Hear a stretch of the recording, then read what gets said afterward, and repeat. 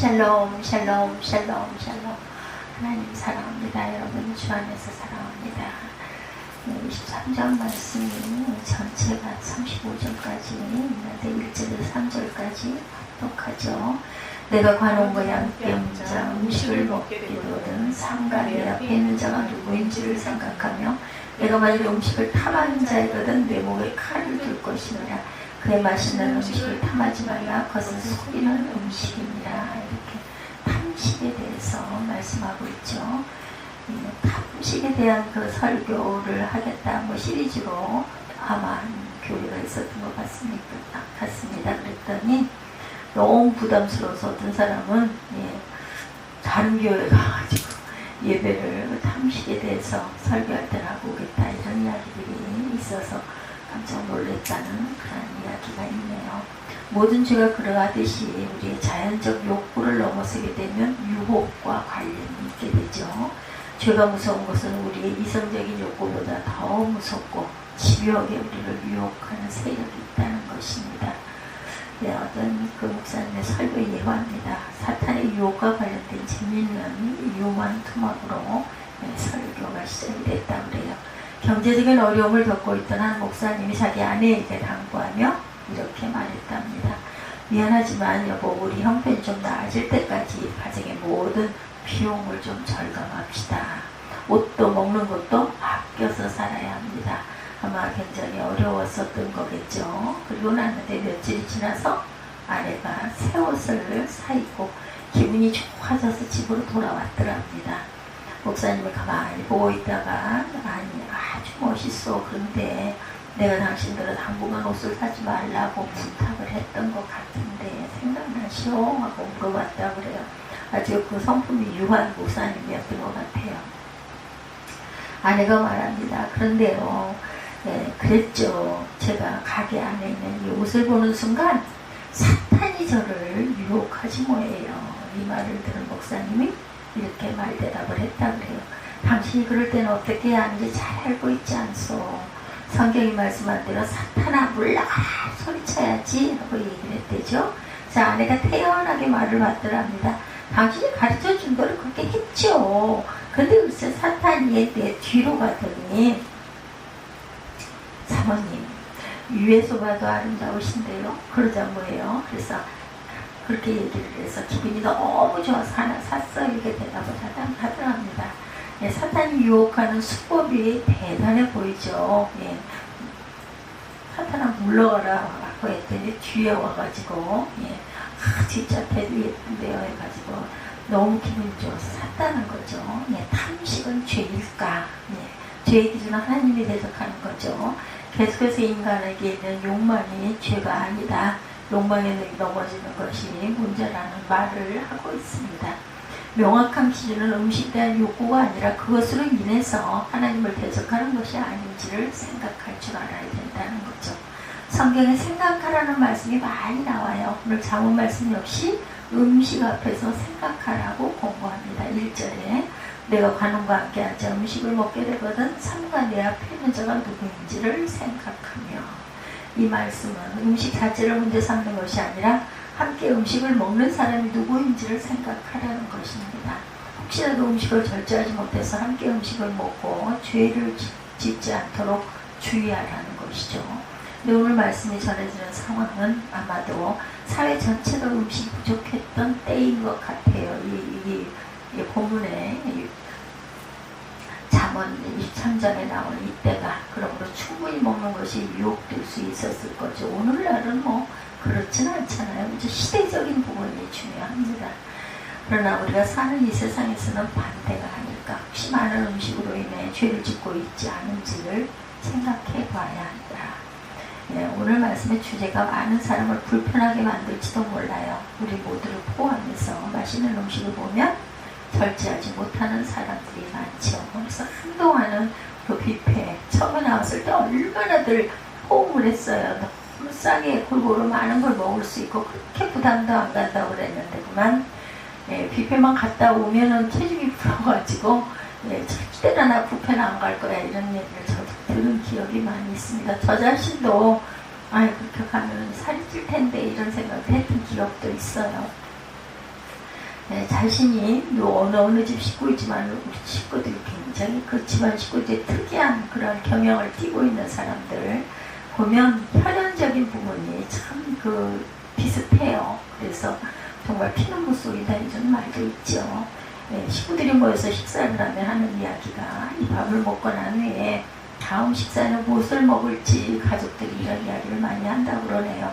어떤 사람들에게는 잘 이해가지 않겠지만 그 집안의 특징적인 그런 뷔페를 좋아하는 사람들은 능히 삼겹살을 구워 먹고 갈비찜도 먹을 수 있는 특별한 능력이 있대요. 어떻게 그렇게 잘 먹을 수 있을지. 먹을 것이 늘 우리의 삶의 욕망의 대상이 되는 것 부인할 수가 없는데요. 그래도 또 나이가 들다 보니 제가 요즘에 깨달은 것은 소화가 잘 돼야 그것도 먹고도 싶고 하죠. 소화가 안 되면 그림의 떡이에요. 넌 잘 먹었을 때가 있지 이런 생각만 하죠. 오늘 본문에 우리가 안고 있는 그 탄식의 문제를 다 담아낼 수가 없습니다. 그것을 먹음으로 인해 약이 되는 문제들이 많이 있다라는 거죠. 그러나 한 가지 먹을 것을 앞에 두고 우리가 생각해야 한다는 것은 분명합니다. 그래서 세븐 데일리 세인스의 저자인 앤서니 킴폴로, 킴폴로 이 이름을 많이 들어본 적이 있죠. 탄식의 문제에 대해서 이렇게 말했어요. 강단의 설교자들은 회중들과 별거 상관이 없는 간음이나 절도 등의 죄에 대해서는 설교를 잘하는데, 그런데 회중들이 대개 범하고는 탐식에 대해서는 설교를 하지 않는 경향이 있다. 그렇게 그런 얘기하는 게 그렇게 대단해요. 요즘 시대는 그렇지 않은데 아마 한때 음식에 대해서 굉장히 많이 먹고 싶어하고 중요한 잘 먹지 못하는 그때는 이럴 수도 있었을 것 같아요. 성경은 탐식을 정죄하고 있죠. 잠언에는 늘 취하고 탄식하는 자들이 가난하게 된다는 말이 있어요. 술 취하고 탐식하는 자들 특히. 약품을 이용한 체중 해결법은 또한 별 도움이 되지 않고 그때뿐이기도 합니다. 체중 감량을 둘러싼 그 상업주의는 종교단체들에도 들어왔는데 이 단체들은 하나님의 영광을 위해 감량하자는 목표를 내세우게 됐다고 그러죠. 여기서 실패한 사람들은 하나님을 실망시켜드린 데 대해서 큰 죄의식을 갖기도 했다고 그래요. 근데 비만이라는 것은 개인의 선택이라고 주장하는 기독교인들이 있다고 합니다. 이들은 다른 사람의 비만에 참견한 것은 잘못된 것이다 이렇게 주장을 하기도 한다고 그래요. 물론 개인의 권리는 아주 중요하죠. 그러나 성경은 우리 몸이 하나님의 성전이라고 말하지 않습니까? 우리 몸은 하나님께서 거하시면서 세상에서 일하시는 도구일 수도 있기 때문에 바울은 우리 몸이 우리 뜻대로 할 수 있는 것이 아니라고 깨우치고 있습니다. 더더욱 몸의 건강 상태는 영혼의 상태에도 영향을 미칠 수 있어요. 그렇죠? 몸이 불편하면 어때요? 매사가 귀찮기도 하고 짜증이 나기도 하고 저 얼굴이 평안하지도 못하죠. 주름이 지고 인상을 써지기 때문에. 오늘날은 탐식만이 아니라 갖가지 몸에 해로운 것들에 탐닉하는 사람이 또한 거꾸로 많이 있습니다. 술에 빠지거나 마약에 중독되거나 골초가 되거나 담배는 건강을 해치며 사망으로까지 이끌 수 있는데 수백만의 미국민들이 경고를 무시하고 아주 흡연을 즐긴다고 합니다. 최근 조사에 의하면 대부분의 흡연가들 자기들의 흡연 습관을 싫어하면서도 담배를 끊을 수 없다고 한다고 그래요. 마크 트웨이는 이렇게 말합니다. 담배를 끊는 것은 쉬운 일이다. 나는 수십 번도 더 끊었다. 수십 번도 더 끊었다는 건 무슨 뜻이에요? 수십 번도 더 피웠다는 이야기도 되죠. 흡연은 흡연하는 사람은 물론 수많은 다른 사람에게 아주 해를 끼쳐요. 특히 옆에 있는 사람. 밀배된 밤에서 한 사람이 흡연하면 다른 모든 사람도 심한 영향을 받습니다. 아니 이렇게 보면 길에서도 담배 피우면 그 연기가 아주 냄새가 나고 싫고, 그래서 저는 누구를 기다리느라고 서 있다가 그 주변에 담배 피는 사람도 있으면은 정말 힘들어가지고 이렇게 빽빽 돌아가지고 딴 데 가서 서 있고 연락을 하기도 해요. 그러니까 담배를 가까이 안 하고 집안에 담배를 피는 사람이 없으면 이런 부분이 아주 심하고 크죠. 제3세계 국가에서는 담배가 기아와 영양실조의 이유가 되기도 한다고 합니다. 담배 경작지에 음식물을 심어서 자라게 하면 남아프리카의 기아 문제는 상당히 해결될 수 있다고 합니다. 흡연은 또 중독성이 있죠. 건강을 해치고 다른 사람들의 생명에도 영향을 끼치는 것. 옆 사람을 위해서라도 담배는 안 피는 게 좋아요. 담배는 세계 기아 문제의 한 원인이 되기도 하고 영성을 떨어뜨리기도 한다고 합니다. 흡연의 모습을 달리한 탐심이라고 할 수가 있다. 술도 그렇죠. 음주 습관이 있는 사람은 하나님의 그 인도를 따를 수가 없어요. 술 때문에 자기 경력을 망치고 결혼에 실패하고 가정의 행복과 그리스도께 대한 헌신을 저버린 사람들에 대한 이야기는 셀 수 없이 많고, 유명인 스타들 그런 경우에 결혼하려고 했다가 그 담배로 인해서, 담배 중독으로 인해서 또 어떤 그런 그 나쁜 병폐가 드러나가지고 그걸로 결혼이 깨지는 파혼이 된 그런 예도 제가 들었습니다. 근데 이상하게도 술에 따르는 무서운 결과를 점점 더 알아갈수록 술을 용인하는 분위기도 점점 더 퍼져가고 있다고 합니다. 한때 금주를 요구했던 교회가 그런 요구를 철회했고, 한때 금주를 훈련에 포함했던 그런 감리교회들도 이제는 음주에 대해서 말하지 않는다고 합니다. 침례교회의 예와 또한 감리교회 교인들이 우리는 잘 모르는데 이렇게 음주를 하는 사람들이 꽤 있는 것 같아요. 10수년 전에도 어떤 그 훈련에 거기에 갔는데 맥주 이야기를 목사님이 하셔가지고 그때 정말 이상하다 생각을 했는데, 우리는 모르지만 맥주가 술이냐 물이지 이런 식으로 한 캔 정도는 아무 상관없이 마시는 그런 목회자들도 있었던 것 같아요. 새로운 율법주의가 일어날 필요는 없지만 교회는 악의 남용이 큰 죄고, 담배와 술은 영적인 삶을 살기 원하는 사람에게는 큰 영향을 준다는 것을 우리가 분명히 해야 합니다. 긴 글이긴 하지만 먹는 문제가 탐식과 연결될 때 개인적인 문제로 끝나는 것이 아니라 사회 악과도 연결되는 것은 분명합니다. 우리가 그래서 교회마다 이런 부분들의 캠페인을 벌이고 이렇게 단위로 음식에 대해서 아니면 술에 대해서 담배에 대해서 그것을 설교할 때 그게 듣기가 싫어서 아까 제가 초두에 얘기했던 것처럼 나는 그거 하는 동안은 다른 교회 목사님 설교를 좀 듣고 올 거야, 이런 분들도 있다는 거죠. 보면 프레이 퍼플레이 너무 빨리 먹는 탐식이 있고요. 또 라우더 너무 비싸게 먹는 탐식, 그리고 리미스 너무 많이 먹는 탐식, 아디다 너무 열심히 먹는 탐식, 스튜디어스 너무 야단 법석을 떨며 먹는, 너무 그 음식에 막 탐닉하는 거겠죠. 너무 좋아서 그런 탐식, 혹시 여기에 우리는 해당하지 않는지. 우리는 해당하지는 않는 것 같아요. 너무 비싼 거 먹거나 빨리 먹거나 많이 먹거나 열심히 먹거나, 또한 아주 그냥 그 음식이 너무 좋아가지고 그냥 항상 그 음식만 찾고 난리를 치는 그런 탐식들 하는 분은 안 계신 것 같습니다. 우리 교회는 혹시 여기에 걸리는 것이 있는 사람들, 그것은 분명한 것이 이 문제를 해결하면 건강한 삶을 살 수 있다는 것. 이것뿐만이 아니에요. 물질적인 것도 마찬가지죠. 너무 어떤 것에 막 집착하는 것, 그것도 그렇게 해서는 안 되죠. 먹는 것 앞에서 우리가 하나님의 형상을 잃어버리는 것, 때로는 먹는 것이 우선순위가 될 때 존엄성은 파괴가 된다. 하나님께서 지으신 우리에게 하나님의 형상이 나타나지 않는 것처럼 무서운 것이 없어요. 그죠? 아무것도 아닌 것 같지만 우리의 삶에 있었던 작은 경험을 한번 나눠보죠. 어떤 분 대학교 3학년 때 단식 투쟁을 하던 때를 잊을 수가 없다고 합니다. 3일 정도 밥을 먹지 않았는데 단식 투쟁 장소로 누군가가 원비비를 올려놨더래요. 모두가 한 병씩 먹고 빈 병을 앞에 놔두었더랍니다. 공교롭게도 잠자는 자리가 그 빈 병을 모아놓는 곳이었는데 옆에서 달그락 하는 소리가 잠결에 들리더래요. 살짝 눈을 뜨고 봤더니 함께 단식 투쟁을 하던 학우 중에 하나가 병을 하나하나 들어서 병 밑에 남아있는 것들을 입에 털어놓고 있더라고요. 모르는 척하고 잠은 잤는데 너 참 비참하고 불쌍하다는 생각보다는 맛있겠다라는 생각이 들더랍니다. 단식 투쟁을 했으니 그 냄새가 얼마나 그죠? 유혹을 했겠어요.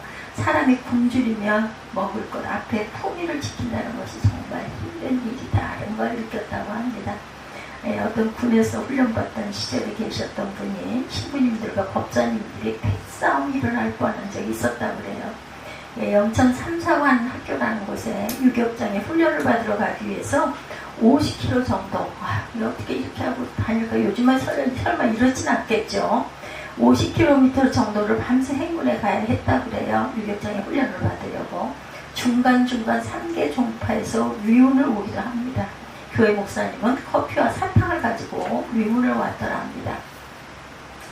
법당에서 껌과 사탕 같은 것을 가지고 위문을 또 왔더래요. 법당과 교회죠. 종교는 다르지만 서로 따뜻한 정회로 함께 나누어 먹었다고 그래요. 그리고 한참을 걷다가 가장 힘든 길목에서 성당 신부님들이 또한 위문을 왔더랍니다. 그런데 불행하게도 신부 훈련생들만 모아놓고 치킨을 먹게 했다고 그래요. 어두워서 차에 헤드라이트를 켜고 먹더랍니다. 정말 자기들만 먹는다고 얼마나 먹고 싶었겠어요. 뭐라고 할 수도 없고 군대에서 훈련받으면서 그 치킨 냄새를 참는 것은 아주 힘든 일이었다고 그래요. 급기야 스님 중에 한 분에게 불쾌한 어투로 한마디를 했다고 그래요.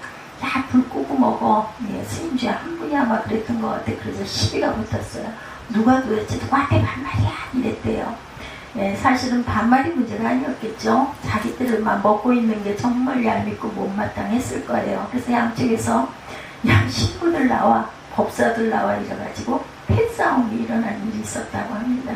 우리가 먹는 것을 가지고 그렇게 죄라고 할 수 있느냐 말할지 모르겠지만 가장 원초적인 문제를 죄로 지을 수 있는 것이 먹는 것에 대한 문제는 아닐까. 먹는 것 굉장히 중요해요. 그런 것 때문에 기분이 상하기도 하죠.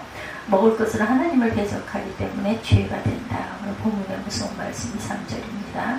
내가 만일 음식을 탐하는 자이거든 내 목에 칼을 둘 것이니라. 그의 맛있는 음식을 탐하지 말라. 그것은 속이는 음식이니라. 이렇게 말씀하고 있습니다. 단순히 먹을 것이 아니라 하나님께서 원하시지 않는 식욕이라면 목에 칼을 두라는 것이죠. 그 음식으로 인해 우리의 삶을 망가뜨릴 뿐 아니라 하나님과의 관계를 파괴하는 것이 되기 때문입니다. 뭐 예를 들어 이렇게 얘기를 했지만 음식뿐만이 아니죠. 어떤 것을 하나님보다도 더 많이 사랑하고 소중하게 여기는 게 전부 다 우선이죠. 이제 탐심이 왜 죄가 되는지 조금 더 살펴봅니다. 고린도전서 6장 12절 바울이 모든 것이 내게 가하나 다 유익한 것이 아니요 이렇게 말하고 있습니다. 교회에서 가장 많이 다루는 그 죄악인 간음, 도적질 등 이런 것들보다 보다 보편적으로 우리에게 발생하는 일임에도 우리는 이 죄악에 대해서 그렇게 심각하게 다루지를 않아요. 실상은 우리의 탐식 때문에 나누지 못함 때문에 얼마나 커다란 죄악들이 무서운 살인들이 이 땅에 일어나고 있는지 생각해보죠. 1년에 가는 거 살인으로 인해 피해를 보고 죽어가는 사람들이 많겠나 아니면 나누지 못함으로 인해 죽어가는 사람들이 많을까. 이 땅에 도적질하는 것이 더 심각한 문제라고 여러분들 생각하십니까? 아니면 먹을 것을 나누지 못하는 것이 더 문제라고 생각하십니까? 예, 1년에 우리나라에서 먹다 버리는 음식 쓰레기만 8조 원에 이른다고 합니다. 예, 얼마 전 차병원에서 기독교 의료인 협회 모임에 설교를 하신 분의 이야기, 그곳에서 전단을 보게 되었는데 10만원 정도면 폐결에 걸린 사람을 6개월 이상 치료하고 살릴 수 있다고 합니다. 아프리카에 있는 아이들에게는 1만원만 있어도 한 달을 먹여 살릴 수 있다고 그래요. 월드비전과 유럽에서 발행한 그 자료에 의하면 1,000원을 가지고 할 수 있는 일이 있다고 하네요. 예, 설사로 죽어가는 어린이 한 명의 생명을 살리는 링거액을 구매해서 5명의 어린이에게 소아마비 예방접종도 홍역 예방접종을 할 수가 있고 시력상실과 질병이 예방하는 비타민 A 캡슐을 80개 구매할 수 있고 마음이 무거운 상태로 설교를 하신 그 분의 그런 후일담입니다. 유엔 식량계획에서 발표한 자료에 의하면 전 세계인의 9분의 1에 달하는 7억 9,500만 명이 기아로 고통을 받고 있는데 2억 2,200만 통의 음식이 매년 쓰레기통으로 들어간다고 그러죠. 이런 그 병원에 다니면서 검사하고 있던 분의 이야기에 따르면 검사 결과 처방이란 과식과 과로를 피하라는 것이었다고도 합니다. 탐식은 자신을 죽이는 것뿐만 아니라 탐식의 내용 자체가 건강하지 못하다는 말씀이죠. 탐식은 자신이 가져야 할 것 이상의 탐하는 것을 의미합니다. 자신이 먹어야 하는 것 이상을 먹는 것은 죄라는 것이죠. 인간이 음식을 먹는 것은 정상적인 욕구이지만 이 욕구에 지배당하기 시작하면 우리에게서 죄로 나타나게 된다.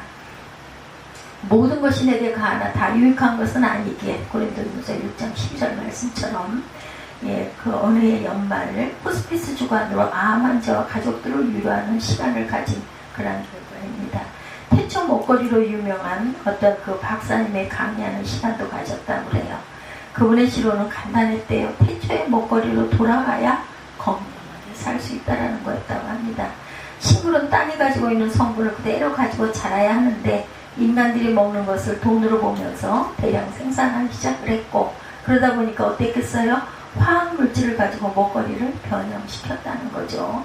뭔가를 그 사료 같은 것도, 계란도 마찬가지고 돼지도 마찬가지고 좋지 않은 것들 너무 많이 먹여가지고 우리가 먹는 그 식욕들이 아주 좋지 않은 그것들의 그 인자로 만들어져서 우리에게 아주 좋지 않은 영향을 끼친다라는 통계를 저도 본 적이 있습니다. 밤에는 자야 하는 식물을 빨리 자라게 하려고 불을 켜서 못 자게 하고 비료를 써서 비정상적으로 성장시킨 것은 먹지 말아야 한다. 그래서 뭐 유기농 이런 이야기도 많이 나오죠. 동물은 귀한 단백질 원으로 우리에게 주신 선물인데 좀 더 맛있는 고기를 만들기 위해서 해온 일들이 또 하면 안 되는 것들, 우리에게 굉장히 악영향을 미치는 것들을 많이 먹이죠. 마블링을 만들기 위해서 소가 먹는 먹거리 대신에 다른 것을 주고 움직이며 자라야 하는 소를 움직이지 못하게 함으로 고기 속에 지방 덩어리인 마블링을 만들어 놓기도 한다고 하네요. 청정 지역에 서로 알려진 호주산은 우리나라에 오기 한 달 전부터 풀이 아닌 옥수수를 듬뿍 먹여서 맛있는 고기를 만들어내지만 건강하지 않다라는 것입니다. 그런 좋은 맛이 없어도 하나님께서 주신 처음의 맛을 찾아야 한다. 이런 운동도 일어난다고 그러죠. 마찬가지로 우리가 좋아하는 우유를 암 환자들은 먹지 말라고 한다고 그러죠. 소에서 우유가 나오는 것은 새끼를 낳고 자연스럽게 나오는 것인데 우유를 만들기 위해서 강제 수정을 하고 우유를 생산하기도 한다고 합니다. 대략 25년을 살도록 만들어진 소가 강제 수정을 통해서 새끼를 가지고 우유를 생산하고 수년 내에 죽게 된다고 그래요. 그러니 그러한 소가 만들어내는 우유가 어떻게 우리에게 좋을 수 있냐는 거죠. 이런 거 생각하면 먹을 수 있는 게 없어요. 채소와 고기, 우유와 같은 것 자체가 문제가 아니라 태초의 먹거리로 만들어진 그 모습을 찾아야 한다. 그러니까 먹이면 안 되는 것은 먹이지 말자는 거죠. 문제는 이런 태초의 먹거리를 찾기 위해서는 희생과 대가가 필요하다는 거. 그렇게 만드는 먹거리를 사 먹기 위해서 돈을 지급하고 끊임없이 만드는 사람들에게 요구해야 한다는 거예요. 의미 있는 이런 강의를 들은 일이 있었다 그러죠. 하나님께서 우리를 창조하신 원리, 그리고 하나님과의 관계로 돌아가는 것, 희생과 대가를 치르는 것이 아니라 신앙의 원리로 돌아와라, 이러한 이야기를 들었다고 합니다. 우리 인간들이 가진 탐식으로 인해 끊어진 관계들이 눈에 들어와야 한다고 그러죠. 맛있는 것을 먹기 위해서 누군가에게 피해가 가고 몸에 좋지 않은 것을 알면서도 맛있다는 이유만으로 우리 몸을 해치게 하는 것 또한 죄라는 거죠. 우리 인간에게 들어온 죄를 가만히 보면 하나님과의 관계가 끊어진 것이라고 합니다. 물질적으로 풍요로워졌는데 점점 관계는 파괴되어 가고 풍요로움을 추구하는 인간들의 욕망 가운데 하나님의 DNA가 사라져 버린다는 것. 하나님과의 관계가 끊어지니 어떻게 하나님의 DNA를 공급받을 수가 있겠는가.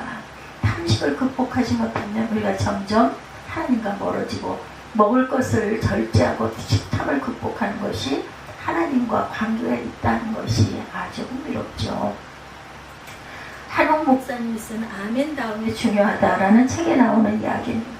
D.L. 무디는 자신의 성격적 표지에 이렇게 써놓았다고 그래요.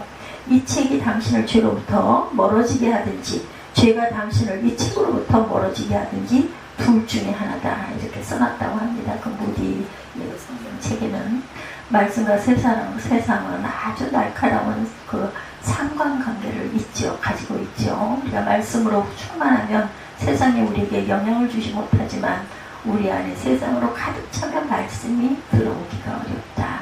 우리의 삶이 식탐으로 가득 차면 하나님으로 채워질 것이 없다. 우리의 삶에서 조금은 결핍되는 것이 건강합니다. 조금 부족함으로 인해 하나님을 생각할 수 있는 여유가 생기기 때문이다. 그래서 그런 이야기가 있다고 그래요. 고난이 하나님이 주신 기회이기 때문에 우리의 잘못된 것들을 돌아볼 수 있는 기회가 되어야 한다. 먹을 것으로 인해 우리가 하나님과 가까워질 수도 있고 멀어질 수 있다는 거죠. 왜 탐식을 이겨야 할까? 먹을 것을 절제하지 못하는 영광으로 인해 하나님을 멀리할 수 있다는 것이 무섭다라는 것입니다. 단지 식사만을 의미하는 게 아니죠. 우리의 삶에서 중독이 된 모든 것을 포함하고 있습니다. 먹을 것으로 인해 절제하지 못할 때 하나님과의 관계도 문제가 생긴다. 성경은 하나님보다 우선하는 모든 것은 우상 숭배다 이렇게 말씀합니다. 그러므로 우리의 삶에 먹을 것을 절제하는 훈련은 영적으로 많은 유익이 된다는 것, 금욕적인 삶을 살라는 것이 아니라 먹을 것을 절제하는 훈련을 하라는 이야기입니다. 살을 빼기 위해서 다이어트하는 고통이 신앙적인 것이 아니라 다이어트를 하지 않아도 되도록 음식을 절제하며 살아가는 삶이 신앙적으로 유익하다. 초대교회와 경건주의자들은 정기적인 금식을 권장했다고 그러죠. 음식을 통해 금식하고 육신의 욕망을 이기고 하나님을 그 시간에 생각한다. 문제는 금식 자체가 목적이 되고 그것이 신앙의 자랑이 되어서 오히려 하나님과의 관계가 깨어지지 않도록 해야 된다는 거. 사순절 혹은 순환절에 우리가 음식을 먹는 것을 절제하려는 이유는 작은 고통을 참고 그리스도의 고난을 묵상하기 위함이죠. 결국 탐식을 이겨내는 과정에서 영적 유익을 경험할 수 있다는 것이 분명하다는 것. 미국에서 공부하시던 어떤 분의 이야기로는 사무실에서 말하며 학비를 벌었던 적이 있었는데, 사무실에서 일하면서 같은 사무실에 그 목회 안수 과정을 지내던 흑인 여자가 있었다고 그래요. 어느 날 화가 많이 난 채로 이야기를 합니다. 내가 살이 쪘다는 이유로 목사 안수를 받지 못하는 건 말이 됩니까? 이러더랍니다. 어쨌든 살이 많이 쪘다거나 흑인이라는 이유 등으로 목회를 못한다는 것은 분명했는데 얼마나 확실한 이야기인지는 모르지만 안수 과정에서 이런 평가를 했다고 해요. 음식을 조절하지 못하고 자신의 몸도 다루지 못하는 사람이 어떻게 교인들의 영혼을 다루겠는가. 그 여인은 차를 타려면 자신의 다리 한쪽을 자기 손으로 들어서 올려야 할 만큼 심각한 상태였다고 그래요. 비만을 거쳐서 과체중으로 그런 것들을 겪어본 사람들, 그런 말을 할 자격이 없을 수도 있겠지만 만일 몸에 이상이 생긴 것이 전적으로 식탐을 참지 못해서 일어나는 일이라면 문제가 있겠죠. 왜냐하면 목회자로서 하나님 앞에 쓰임받고 성도들에게 좋은 목자가 되기 위해서 건강한 몸을 가지기 위해 노력해야 하기 때문이죠. 단순히 음식을 먹고 안 먹고의 문제가 아니라 영적 유익을 위해서 식탐을 이길 줄 알아야 되겠다. 좀 더 하나님께 잘 쓰임받기 위해 영적 품위를 지키고 욕망을 이겨낼 줄 알아야 되겠죠. 우리도 금식해봤지만 참 어려운 단계가 있습니다. 이어령 씨가 쓴 그 빵만으로는 살 수 없다는 책에 보면 이런 말이 있어요. 성경에는 빵이라는 말이 80회 이상 등장한다고 그러죠. 빵이 그렇게 중요한 것이기 때문에 빵이란 말이 어느 말보다 많이 등장하는데, 동양이나 서양이나 빵과 밥은 다르지만 함께 나눠 먹는 사람을 가리키는 것이 비슷하다고 합니다. 영어로 동료, 회사를 컴퍼니라고 쓰는데 컴은 함께라는 뜻이고 팬이라는 뜻은 브레드, 빵을 상징한다고 하죠. 우리나라로 말하면 한솥밥 먹는다는 의미인데 식구라는 말이에요. 그래서 먹는 입들이 그저 함께 먹는 입을 가리킵니다. 성경에서 빵을 자주 언급하는 이유는 빵이 자신의 탐심을 채우기 위한 것이 아니라 음식을 나누어 먹음으로 진정한 공동체를 경험할 수 있다는 것입니다. 함께 먹는 것만큼 인간의 품위를 지켜주는 것이 없다는 거죠. 탐식하지 않는 것은 무엇보다 영적인 품위를 지키게 합니다. 무엇보다 탐식을 이기는 것은 영적으로 선진화된 모습을 보여주죠. 내 정욕을 절제함으로 하나님을 생각하게 되고 내 탐식을 절제함으로 남에게 유익이 된다는 것을 또한 알아야 합니다. 간디의 말입니다. 하나님을 두려워하며 고아와 얼굴에 얼굴을 맞대며 보기를 원하는 구도자에게는 양으로나 진로나 음식을 절제하는 것이 생각과 말을 절제하는 것과 마찬가지로 절대로 필요하다 이렇게 말합니다. 탐식을 이기면 찾아오는 또 하나의 유익, 탐식을 이기는 과정을 통해 우리가 하나님의 마음을 품을 수 있다는 거죠. 탐식을 이기면 자연스럽게 그것을 나눌 수 있는 마음이 들기 때문이다. 음식을 자신만이 먹기 위해 있는 것이 아니라 나누기 위해서 있는 것이라는 것. 그래서 음식을 먹는 행위는 또한 나눔을 경험하는 귀한 시간이기도 하다. 그래서 그 식사 시간이 단순히 밥을 먹는 시간이 아니죠. 함께 여러 가지 이야기하면서 나눔을 하는 것입니다. 한 솥에서 나온 같은 음식이 여럿이 나눔으로 말미암아 함께하는 이들과 한 몸, 한 지체됨을 경험합니다.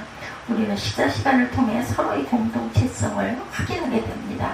그러므로 서로 마주보며 식사를 한다는 것은 우리의 몸과 마음이 함께하는 매우 진실한 코이노니아의 경험이라는 것.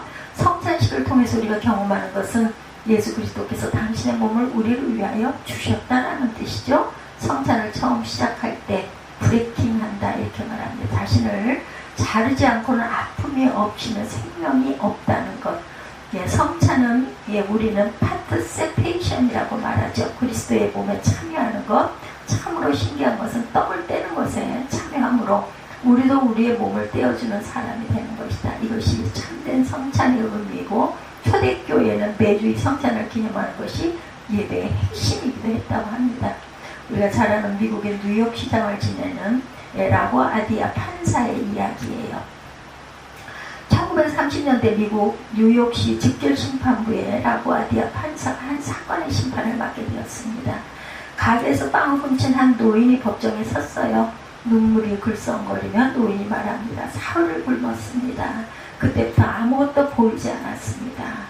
라보아디아 판사는 근엄한 표정으로 판결을 내렸다고 그래요. 당신의 절도행위는 벌금 $10에 해당합니다. 그 벌금을 내가 내겠습니다. 라보아디아는 지갑에서 돈을 꺼냅니다. 그리고 재판장을 향해 말합니다. 이 돈은 그동안 내가 너무 좋은 음식을 많이 먹은 죄에 대한 벌금입니다. 여러분도 너무 많이 먹은 죄에 대한 벌금을 내고 싶다면 모자에 돈을 담으십시오. 재판장에 있는 사람들은 즉석에서 7달러를 모읍니다. 라보아디아는 이 벌금을 가난한 노인에게 주었어요. 그래서 노인은 울먹이며 말합니다. 이제는 작은 일부터 시작하겠습니다. 결코 남의 물건을 훔치는 짓은 하지 않을 것입니다. 라보아디아의 판결은 시민들에게 곧 알려집니다. 그리고 그런 나중에 뉴욕 시장에 당선이 됐어요. 탐식이나 과식은 죄입니다. 김치 한 폭이라도 나눌 때 이 사회는 밝아집니다. 많은 사람이 노인을 비난할 수가 있어요. 그러나 또 다른 측면은 이 노인의 아픔을 공감할 수 있는 것입니다. 이때 브레이킹이 일어납니다. 그리고 아픔을 공감하는 사람들에게 파트세페이션이 일어날 때 그 기적이 일어나죠. 인류의 역사에서 가장 큰 기적이 무엇일까? 바로 예수님의 몸이 찢기고 나눠진 것이죠. 거기에는 피 흘림이 있었어요. 예수님의 절규가 있었습니다. 엘리 엘리 라마 사박다니, 아버지 어찌하여 나를 버리시나이까. 근데 그 순간 생명이 시작이 됩니다. 탐심은 내가 절제해야지 하는 마음에서 극복되는 것이 아니라 주님의 마음에 동참하는 것입니다. 피 흘림을 체험하는 것이죠. 새로운 생명을 만들어내는 일을 하게 됩니다. 탐심은 죄입니다. 그리고 죄의 삭은 사망입니다. 죄를 이기는 것은 죄를 짓지 않으려는 마음이 아니라 선을 행하는 것입니다. 성경은 선을 행치 않은 것이 죄라고 말씀하죠. 주님의 삶을 사는 것만이 탐식을 극복할 수 있는 최선의 비법이라는 것. 오늘 참석한 모든 사람 가운데 바로 이 나눔의 원리가, 복음의 원리가, 생명의 원리가 살아날 수 있기를 주님의 이름으로 간절히 소원합니다. 탐식을 이기는 습관으로 여러분에게 몇 가지 소개하며 말씀을 마무리합니다. 식사기도 없이 음식에 대한 중심으로 감사하라. 자신과 같이 먹지 못하는 사람들이 항상 기도하고 식탁의 구제 모금함을 비치하여 식사 시간마다 연보를 모아 구제에 사용하라. 교회의 식사를 간소화하라. 식사의 질을 적정선으로 낮추고 더 긴 시간을 대화하며 식사하라. 그 음식을 정교화하라. 미식과 식도락의 사회적 성경적 문제점을 논의하라. 음식의 신성함과 제한성을 명상하라. 습관적 간식, 음료 포함을 제고하여 제한하라. 예수님의 굶주리심을 명상하라. 음식을 남겨버리는 습관을 교정하라. 무엇보다도 맨 마지막 음식을 남겨서 버리는 습관을 고쳐야 되겠죠. 그리고 식사를 간소화할 필요도 있습니다. 그리고 미식과 식도락의 사회적 성경적 문제점을 생각해 봐야 합니다. 음식의 신성함과 제한성을 또한 명상해야 합니다. 습관적 간식, 음료 포함을 제고하여 제한할 줄도 알아야 되겠죠. 쓸데없이 공연히 값비싼 차 같은 거 마시는 거는 저도 이건 너무 어떻게 그렇게 먹을 수 있어 할 정도로 요즘에는 어떻게 뭐 밥값하고 차값이 같다라는 이야기도 있습니다. 그래서 이런 부분들은 우리가 좀 생각해 봐야 될 부분이라는 것을 우리가 한번 묵상하는 저와 여러분들이 되시기를 주님의 이름으로 축복합니다. 기도하시겠습니다.